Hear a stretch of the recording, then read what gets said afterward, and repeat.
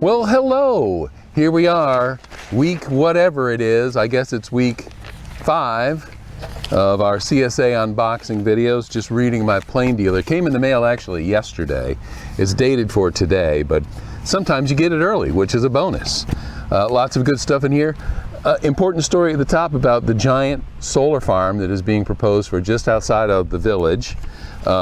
Some photos of bicycle safety, things going on at Harts Falls Preserve. If you haven't been there, you should go there. That's a great place. Jake Newman wrote us a nice story about Ryan Jones qualifying for the men's amateur championship, New York State men's amateur championship, beat out his father by 1 stroke, and now his father has to caddy for him. You want to read about that in the Plain Dealer. You can pick it up at newsstands. There's no newsstands. You can pick it up at the convenience stores and the gas stations and whatnot throughout Canton, or you can get a subscription by dialing this number right here. And it's a remarkable bargain. I'll tell you what it is, $49 for 52 issues. Can't be beat. Went to the farmer's market today, and I left my camera in the car because that's the thing I do these days. And so I didn't get a lot of pictures, but I do have some pictures to share, and so let's take a look at those. Hey, this is what the farmer's market looks like on a Tuesday when I have a camera there. I ate that giant blueberry. Here's a salad with salad turnips on it, and here's a salad with tuna fish on it. It is a completely different vibe at the Friday farmer's market compared to the Tuesday's farmer's market. But they are both great, and you should visit the farmer's market whenever you get a chance. We go to the farmer's market every week to pick up our community supported agriculture box or share from Kent Family Growers, and a lot of new items were added to the list today. I get to choose 8 items from a whole bunch of items there at the CSA pickup area. And it's a great place to visit with other people who have CSAs and other people who don't, or just about anybody. The farmer's market is a great place to have a nice chat on a beautiful day. On a beautiful day, you have to go. It's really worth it. So let's take a look at what we got. What was worth it? Let's do something that we have not gotten yet this year. And that, oh, well, yeah, I guess this is something that we haven't gotten this year yet. This is a head of green leaf cabbage. We've had the red leaf twice, both times amazing. And this time we got the green leaf lettuce. Did I say cabbage? I said cabbage. It's not cabbage, it's lettuce. I do know the difference between cabbage and lettuce. Most of the time, I guess. How about this? Did not expect to see this today. A giant heirloom tomato. Oh my goodness, I cannot wait. And this thing is just bursting. This is ready to eat right now. We have to eat this tonight. It's tomato sandwiches this evening, definitely. Okay, let's talk cucumbers. The last couple of weeks we've been getting those curly cucumbers. Well, this is a zucchini, so that's something different. And we've talked about that every week, so I'm not going to get into it. This is the other cucumber.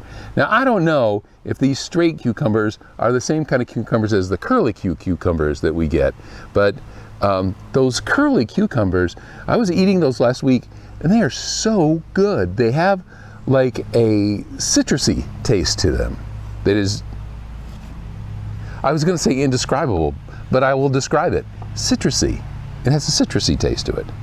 So I can't wait to crunch into these cucumbers. And we did get another yellow zucchini.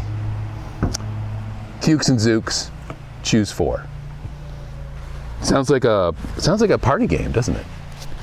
And the last thing, this one, is spinach, because we need our greens, and we like the spinach. Everybody likes spinach, right?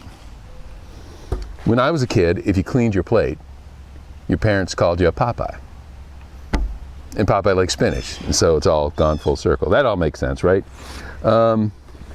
Wouldn't be a trip to the farmer's market without some kale. Beautiful kale. I just like the way it looks. Like, I'm not the greatest kale fan. I always find it interesting that people put kale in smoothies, because then they don't notice that it's kale. A bundle of carrots, because we eat a lot of carrots, because I have someone who I'm responsible for who does not eat enough vegetables, but will always eat a carrot. If you prepare it and put it under their nose, then they will eat it. But you know, when you're responsible, you're just responsible. That's all there is to it. Carrots. This was what I thought I was pulling out at first when I pulled out the lettuce that I then called cabbage. I thought I was grabbing for this cauliflower. Again, a completely different thing. In fact, I think the cauliflower is probably more closely related to the cabbage than the lettuce. And I'm only saying that is because I know broccoli is related to cabbage.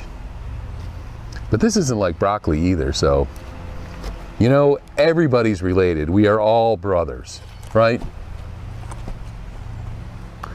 And finally, one other thing we've not gotten yet this year, and that is a nice little eggplant. Isn't that beautiful? What a color that, you know, it's got all sorts of different shades in it. If you'd like move it around in the sun, it's almost got like a brown hue in it, but it's purple, and it's just a lovely, lovely vegetable.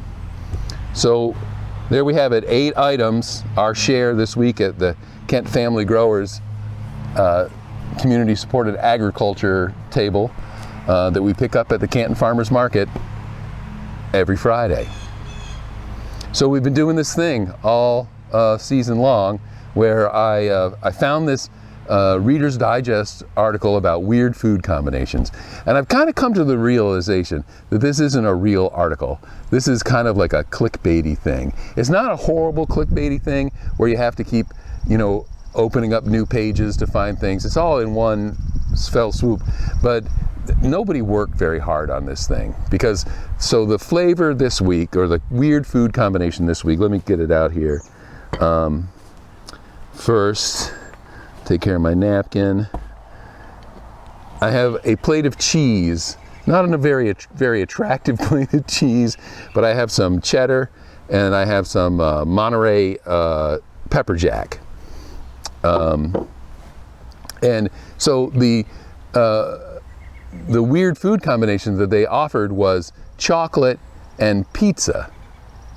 But then in the little paragraph underneath the picture, which are separate of chocolate and pizza, they just said cheese and pizza. Or no, not cheese and pizza, that's normal. Cheese and chocolate. And so that's what I'm going to do. Only they said chocolate, but then they had a picture of a jar of Nutella, which I'm told is a hazelnut spread with cocoa, because that's what it says on it. I've never tasted Nutella in my life, so this will be a whole new thing. When this day ends, I will only know what Nutella tastes like on cheese, and I think I will be a unique person. So let's try it out. This Nutella here. Oh, that's gotten kind of runny. All right, I have the offset spatula here that I have to be careful of. Everybody loves the offset spatula. So we'll put that on there. This is the cheddar. This is mild cheddar, because when we have sharp cheddar and extra sharp cheddar, it doesn't last very long, but nobody eats the mild cheddar. So I'm tasting the Nutella. You know, I think mild cheddar was a mistake, because I don't taste it. It tastes like chewy hazelnut chocolate. So let's try the pepper jack. Maybe that'll be different.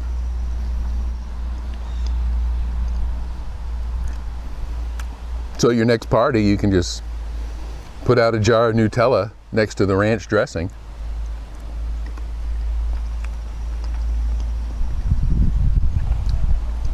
Okay. If you need an excuse to eat chocolate, I guess you could put it on a piece of cheese. You're not going to taste the cheese. Now, I'm starting to taste that pepper jack now that I get to the end of it. But, oh, and now I'm getting the heat from the pepper.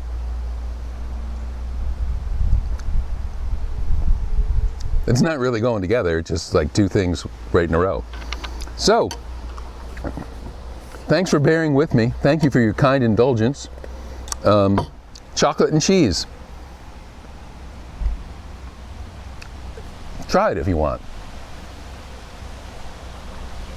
We'll be back next week with more vegetables and more weird food combinations.